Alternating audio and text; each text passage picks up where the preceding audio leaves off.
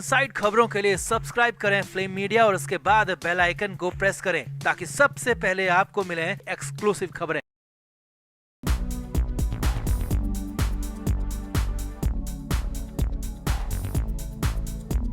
महाराष्ट्र में उद्धव ठाकरे और राज ठाकरे के एक साथ आने, एक पेज पर आने, गठबंधन में आने, यहाँ तक कि पार्टी के विलय होने तक की बातें आ रही थी। लेकिन बाद में बीच में मामला अटक गया, फंस गया। लेकिन अब इधर इस बीच नया मामले में अपडेट आ गया और यहाँ तक हो गया है कि उद्धव ठाकरे घुटनों पर आ गए हैं, गिड़गिड़ाने तक लगे हैं और राज ठाकरे किंग मेकर बन गए हैं। आंख भी दिखा रहे हैं, अपनी कंडीशंस पर, अपनी शर्तों पर फैसला करने की बातें कह रहे हैं। और उद्धव ठाकरे की हालत ऐसी हो चुकी है कि उसे देखने के बाद उनके ही समर्थकों को यकीन तक नहीं हो रहा है। तो दिखाते हैं, बताते हैं आपको क्या है नया अपडेट। आप भी इस वीडियो को लाइक करें, शेयर करें, कमेंट बॉक्स में अपनी राय जरूर दें।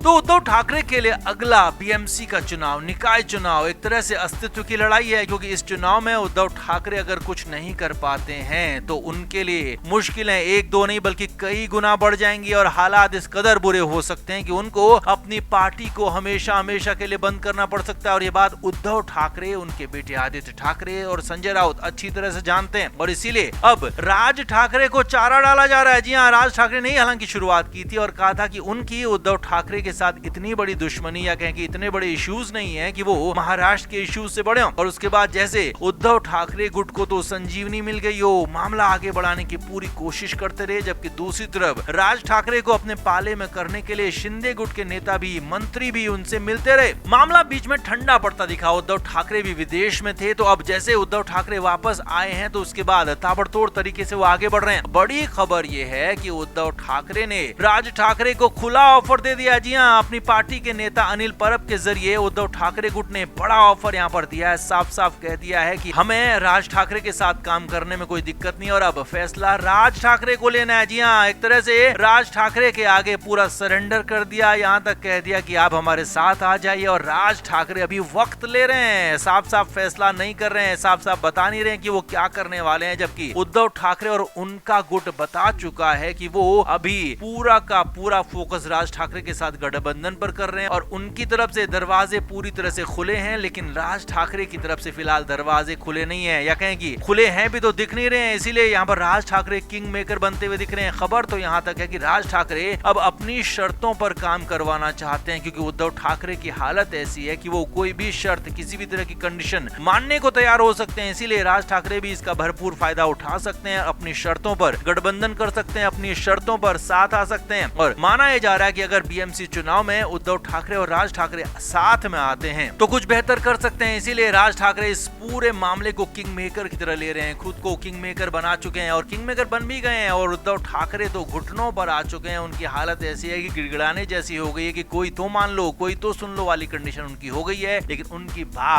बात कोई सुनने को तैयार नहीं है और इसीलिए तो अब राज ठाकरे भी वक्त ले रहे हैं, अपनी तरफ से शर्तें लगा रहे हैं। यहाँ तक कहा जा रहा है कि राज ठाकरे इतना सब कुछ होने के बाद भी अगर अंत में उद्धव ठाकरे के साथ आने, गठबंधन करने से दूर हो जाएं तो हैरानी नहीं होगी। इसीलिए उद्धव ठाकरे के लिए आगे कुआं पीछे खाई वाली कंडीशन हो चुकी है। तो कुल मिलाकर उद्धव ठाकरे के लिए मुश्किलें कई गुना बढ़ गई हैं। तब आगे क्या होगा ये देखने वाली बात होगी, लेकिन फिलहाल तो मुश्किलें बढ़ी हुई हैं। तो आप इस पर क्या कहेंगे? उद्धव ठाकरे के इसके इधर गिड़गिड़ाने से क्या वाकई में राज ठाकरे उनके साथ आ जाएंगे? आप भी कमेंट करके जरूर बताएं, वीडियो को शेयर भी करें। तो पहलगाम मामले के बाद उद्धव ठाकरे केंद्र सरकार पर हमलावर थे और उसके बाद जब सर्वदलीय बैठक हुई तो उसमें भी अपने प्रतिनिधि नहीं भेजे। और यही नहीं, उसके बाद जब ऑपरेशन सिंदूर हुआ तो उसके बाद भी उद्धव ठाकरे और उनकी पार्टी लगातार सरकार पर सवाल उठाते रहे, सरकार से सवाल करते रहे कि ये आपने गलत किया, वो आपने नहीं किया। तो इसी तरह से बातें होती रही, यानी कि एक तरह से उद्धव ठाकरे अपने विरोधी होने का धर्म निभा रहे थे, क्योंकि विरोधी हैं तो सवाल ही पूछेंगे, भी जायज बात है। लेकिन यहाँ पर अचानक से उद्धव ठाकरे और उनकी पार्टी का रुख बदल गया। जी हाँ, भारत सरकार ऑपरेशन सिंदूर को लेकर पूरी दुनिया में सर्वदलीय सांसद यानी कि सभी पार्टियों के सांसदों के 7 डेलीगेशन भेजने और 59 सदस्यों वाले इस डेलीगेशन में 51 तो नेता हैं, 8 राजदूत शामिल हैं। और पहले यहाँ पर जो कहा जा रहा था कि इसमें सभी पार्टियों के नेता तो शामिल थे, लेकिन उद्धव ठाकरे की पार्टी के कोई नेता या कहें कि कोई सांसद इसमें मौजूद नहीं थे, शामिल नहीं थे। लेकिन अब अचानक उद्धव ठाकरे ठाकरे ने यहाँ पर शिवसेना यूबीटी की तरफ से